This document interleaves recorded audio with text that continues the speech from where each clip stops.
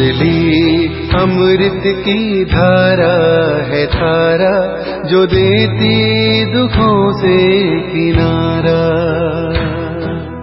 मुरली अमृत की धारा है धारा, जो देती दुखों से किनारा। भूले जीवन में हो जाए शिव बाबा मुरली में समझाए। भूले जीवन में हो जाए शिव बाबा मुरली में समझाए। ओम शांति। आज की तारीख है 2/3/2023 की साकार मुरली। बाबा के महावाक्य, मीठे बच्चे बाप के बने हो तो फर्स्ट नंबर लेने का पुरुषार्थ करो। मम्मा बाबा को फॉलो करने से, पढ़ाई पर ध्यान देने से नंबर फर्स्ट आ जाएंगे। प्रेषण, मनमत पर किए हुए कर्मों की रिजल्ट और श्रीमत पर किए हुए कर्मों की रिजल्ट में अंतर क्या है? उत्तर, जो अपनी मत पर कर्म करते हैं उन्हें आगे चलकर कर्म कूटने पड़ते, दुखी होते रहते हैं। मनमत अर्थात माया की मत से कोई देवाला मार देते, कोई बीमार पड़ जाते, कोई की अकाले मृत्यु हो जाती। यह सब है कर्म कूटना। श्रीमत पर तुम बच्चे ऐसे श्रेष्ठ कर्म करते हो तो आधा कल्प कोई भी कर्म कूटना नहीं पड़ेगा। गीत, तुम्हें पाके हमने जहान पा लिया है। तुम्हें पाके हमने जहां पा लिया है। तुम्हें पाके हमने जहां पा लिया है। ज़मीं तो ज़मीं आसमां पा लिया है। तुम्हें पाके हमने जहां पा लिया। ओम शांति। बच्चों ने गीत की 2 लाइन सुनी। जबकि हमने बेहद के बाप को पा लिया है तो बेहद के बाप से सारे विश्व की बादशाही हम ले रहे हैं। यह तो बिल्कुल साधारण बुद्धि से भी समझा सकते हैं कि भारत में जब देवी देवताओं का राज्य था तो और कोई धर्म नहीं था, लक्ष्मी नारायण का ही घराना था। जैसे एडवर्ड द फर्स्ट सेकंड रजाई चलती है ना, वह है यूनाइटेड किंगडम में। भारत में जब लक्ष्मी नारायण का राज्य था तो सारे विश्व पर ही उन्हों का राज्य था। यह मनुष्य भूल गए हैं। अब तुम बच्चों ने बाप को पा लिया तो गोया विश्व की राजाई पा ली। बाप खुद कहते हैं, बच्चे तुम भूल गए हो, इस भारत में जब देवी देवताओं का राज्य था, सतयुग था, तो तुम सारे विश्व के मालिक थे। पार्टीशन आदि कुछ भी नहीं था। लक्ष्मी नारायण डबल सिरताज से बड़े बड़े राजे लोग भी पूजा करने के लिए अपने महलों में मंदिर बनाते हैं। लक्ष्मी नारायण का व राम सीता का थे वे भी भारत के राजे और वह भी भारत के राजे, परंतु वे सतयुग त्रेता के थे। वे द्वापर कलयुग के थे। सतयुग त्रेता में लक्ष्मी नारायण राम सीता का राज्य था। फिर बाद में होते हैं विकारी राजाएं। विकारी राजाएं भी कैसे बनते हैं? यह बातें शिव बाबा इन द्वारा बैठ समझाते हैं। गाया भी जाता है, पूज्य पुजारी सतो प्रधान से तमो प्रधान जरूर बनना है। कहते हैं, हे बच्चे, तुम पहले सतयुग में सतो गुणी महाराजा महारानी थे और संपूर्ण पवित्र थे। यह तुम बच्चों को याद रहता है। बरोबर हम सो पूज्य थे, अब नहीं है। फिर पुरुषार्थ से हम वह पद पा रहे हैं। माया ने पुजारी बना दिया है। यह शिक्षा जो मिलती है वह धारण करनी है। कॉलेज में जो शिक्षा मिलती है वह भी स्टूडेंट्स की बुद्धि में रहती है ना, बच्चों की बुद्धि में रहता है। हम भारतवासी तो देवता थे। कल पहले भी बाप ने आकर राजयोग सिखाया था। मुख्य है ही गीता की बात। जब कोई मिले तो बोलो, गीता कब सुनी व पढ़ी है।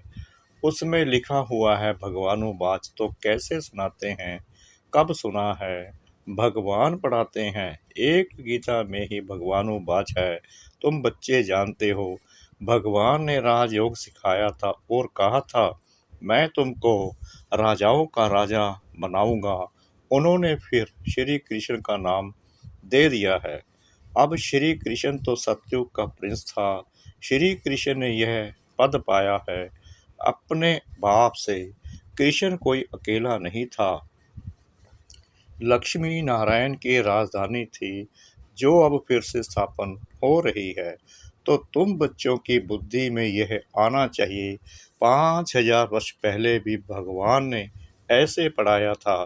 भगवान नॉलेजफुल ब्लिसफुल है। श्री कृष्ण को नॉलेजफुल ब्लिसफुल आदि यह टाइटल नहीं देंगे।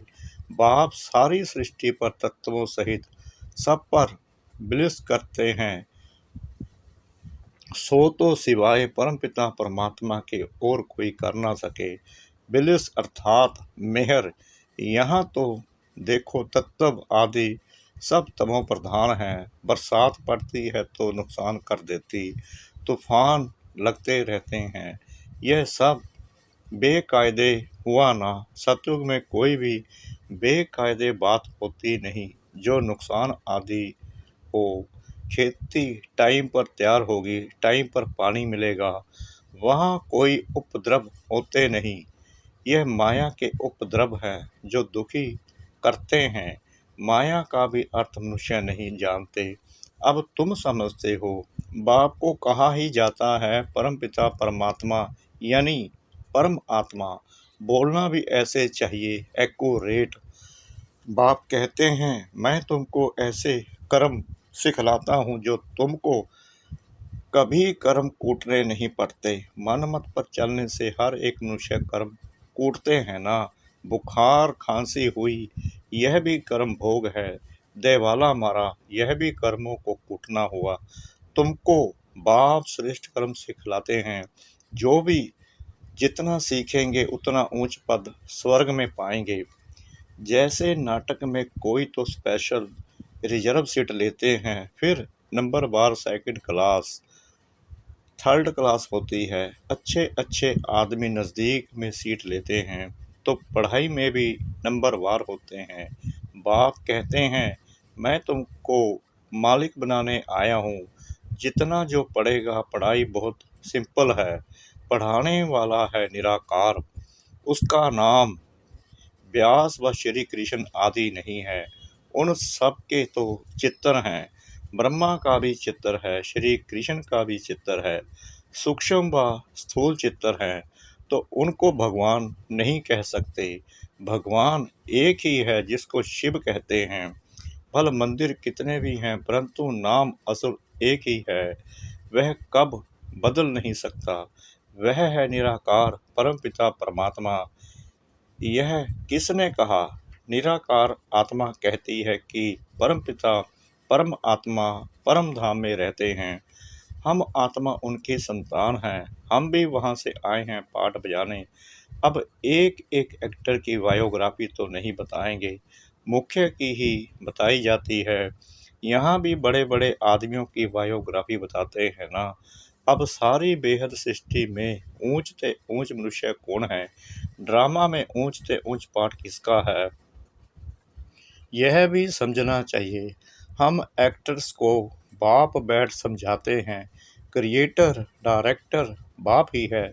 शिव बाबा डायरेक्शन देते हैं ब्रह्मा को कि तुमको देवी देवता धर्म की स्थापना करनी है। स्थापना कर फिर तुमको जाकर पालना करनी है।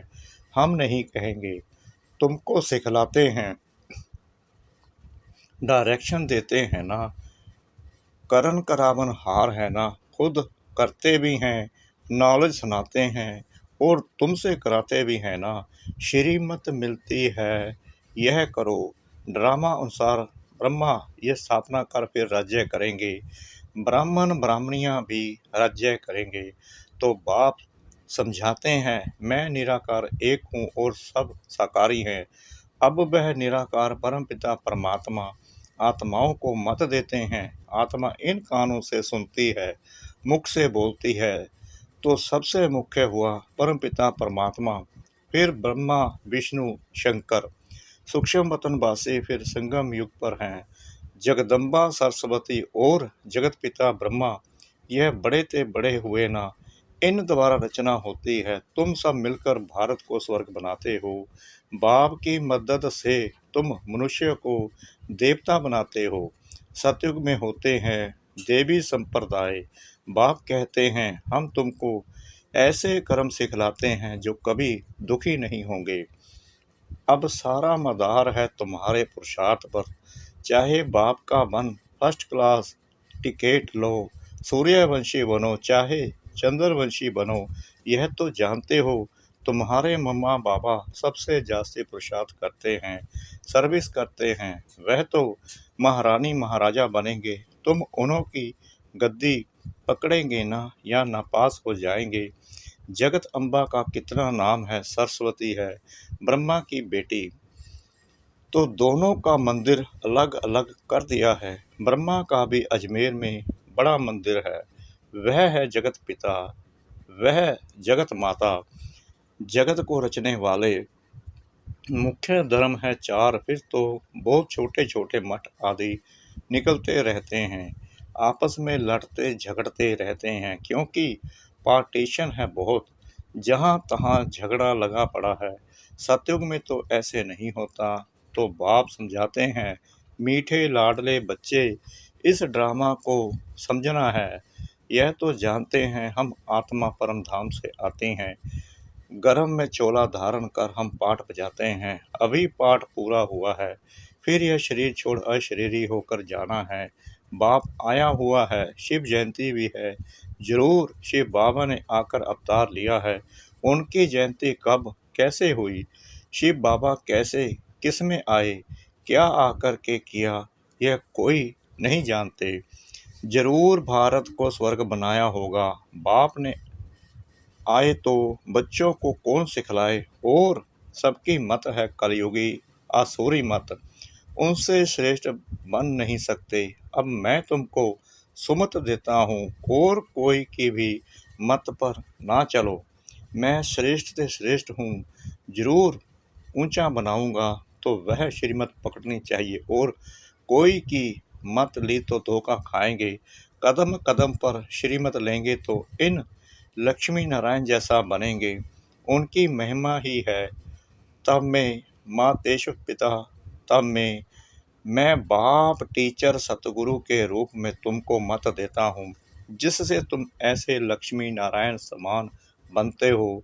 यह ज्ञान तुमको है, तब समझा सकते हो। नंबरवार तो होते ही हैं। तुम जानते हो मम्मा बड़ा रिफ्रेश करते थे, बाबा भी रिफ्रेश करते हैं, तो तुम बच्चों को भी फॉलो करना है। बाबा हम आपसे सुनकर औरों को सुनाएंगे, है बहुत सहज बोलो। भगवानुवाच लिखा हुआ है। भगवान तो है निराकार। तुम जानते हो ड्रामा में यह वेद शास्त्र आदि सब पहले से ही बने हुए हैं। शास्त्रों में जो कुछ है जैसे बने हुए हैं, फिर भी वहीं बनेंगे। कितनी गूढ़ बातें हैं, गूढ़ा ते गूढ़ा बातें सुनाते रहेंगे, जो बच्चे समझकर फिर समझा सके। व्यास तो लिखने वाला मनुष्य होगा ना। भगवान किसको कहा जाता है, वह तो सभी का बाप है, श्री कृष्ण नहीं। श्री कृष्ण की हिस्ट्री ज्योग्राफी को भी तुम बच्चे जानते हो। भगवान तो सृष्टि का रचता ठहरा। राजयोग भगवान ने सिखलाया, ना कि श्री कृष्ण ने। तुमको यह नशा रहना चाहिए कि हम यह राजयोग सीख भविष्य प्रिंसेस बनेंगे। बैरिस्ट्री पढ़ते हैं तो नशा रहता है, इम्तिहान पास कर जाकर कुर्सी पर बैठ बैरिस्टर बनेंगे। तुम जानते हो मरना तो सभी को है। अभी बाप कहते हैं, मरने से पहले पुरुषार्थ करो। इस समय सिर्फ तुम्हारी प्रीत है मेरे साथ।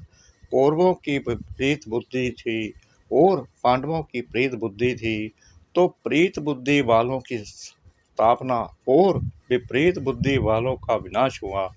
यह है पढ़ाई। पहले तो निश्चय चाहिए कि बाप हमको राजाओं का राजा बनाने पढ़ाते हैं। 5,000 वर्ष के बाद तुमको पढ़ाने आता हूँ। ड्रामा में कोई भी चेंज नहीं हो सकती। तुम जानते हो कि सत्य बोलने वाला एक ही बाप है। बाकी जो सभी मनुष्य मात्र ईश्वर के लिए रास्ता बताते हैं और उनकी रचना के लिए जो बोलते हैं सो तो सभी झूठ है। मनुष्य समझते भी हैं, परंतु अभी तक प्रभाव निकलने का समय नहीं है, तो देरी लगेगी। ट्रेन तो अपने टाइम पर पहुंचेगी ना। 8 के बदले 9 बजे तो नहीं पहुंचेगी। हम यह पुरुषार्थ करते करते समझते हैं अभी जल्दी स्वर्ग में चले जाएं, परंतु बाबा स्टेशन मास्टर कहते हैं कि फ्लैग डाउन बस सिग्नल नहीं है, अजुन देरी है। राजाई स्थापन हो जाए तब तो चलेंगे ना। बहुत बच्चे कहते हैं बाबा यहाँ रहकर हम तंग हो गए हैं। बाबा कहते हैं यह तो तुम्हारा नंबर 1 जन्म है, इसमें तुम्हें कभी तंग नहीं होना है। वंदे मातरम गाया हुआ है। तुमको योग बल से सारे विश्व को पावन बनाना है। अच्छा, मीठे मीठे सिगला दे रूहानी बच्चों प्रति माता पिता बाप दादा का याद प्यार और गुड मॉर्निंग। रूहानी बाप की रूहानी बच्चों को नमस्ते। हम रूहानी बच्चों की रूहानी बाप दादा को श्रद्धा भरी प्रेम भरी नमस्ते। शुक्रिया बाबा, शुक्रिया बाबा, शुक्रिया बाबा, इस मीठी मीठी मीठी मुरली के लिए।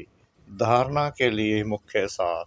नंबर 1, इस विनाश काल में एक बाप से सच्ची प्रीत रखनी है। सदा इसी नशे में रहना है कि हम राजयोग सीख भविष्य प्रिंस प्रिंसेस बनेंगे। नंबर 2, योग बल से सारे विश्व को पावन बनाने की सेवा करनी है। इस नंबर 1 जन्म से कभी भी तंग नहीं होना है। वरदान, स्नेह और भावना के बंधन में भगवान को भी बांधने वाले गायन योग्य भाव। भक्ति मार्ग में गायन है कि गोपियों ने भगवान को भी बंधन में बांध दिया। यह है स्नेह और भावना का बंधन जो चरित्र रूप में गाया जाता है। आप बच्चे इस समय बेहद के कल्प वृक्ष में स्नेह और भावना की रस्सी से बाप को भी बांध देते हो। इसका ही गायन भक्ति मार्ग में चलता है। बाप फिर इसके रिटर्न में स्नेह और भावना की दोनों रस्सियों को दिल तख्त का आसंदे झूला बनाए बच्चों को दे देते हैं। इसी झूले में सदा झूलते रहो। स्लोगन, स्वयं को हर परिस्थिति में मोल्ड करने वाले ही सच्चे गोल्ड हैं। स्वयं को हर परिस्थिति में मोल्ड करने वाले ही सच्चे गोल्ड हैं। ओम शांति।